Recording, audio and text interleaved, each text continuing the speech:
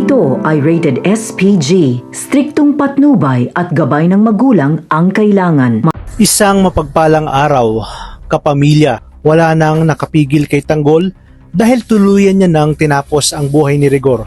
Matapos na itong paulanan ng bala, sinabi ni Tanggol na wala siyang pakialam kung mabulok siya sa kulungan basta't mapatay niya lang si Rigor.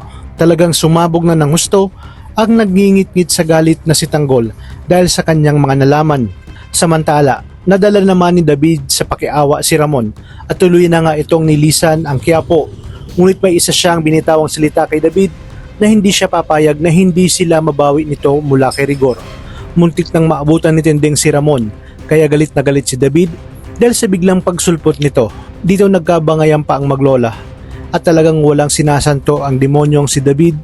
Papatulan niya talaga si Lola Tinding. Tuluyan na nga siyang nilamon ng kasamaan at wala nang ibang inisip kundi ang mapasa kanya ang kayamanan ng mga Montenegro.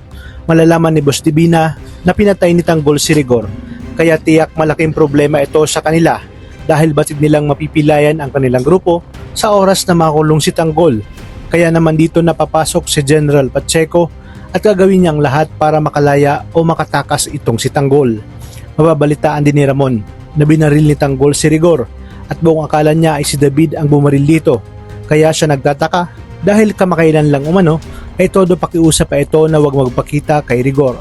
Dito na mas lalo siyang nagduda kaya tinawagan niya si General Ribas upang kumpirmahin kung talagang si Tanggol ang nakapatay kay Rigor. At dito kinumpirma ni Ribas na pinatay ni Tanggol si Rigor dahil nalaman nitong hindi niya ito tunay na ama, na siyang mas lalong ikinagulat ni Ramon. Ibinunyag din ni Ribas na ang Tanggol na tinutukoy niya ay ang dating pinaimbestigahan ni Ramon kung saan kamukhang kamukha niya ito ng kabataan niya. Kaya naman malamang sa malamang na tinatarantado at niloloko siya ng Tanggol na kasakasama niya ngayon sa mansyon. Ano kayang gagawin ni Ramon ngayong nalaman niya na tinatarantado siya ni David at dito niya nasisimulang hanapin ang kanyang tunay na anak?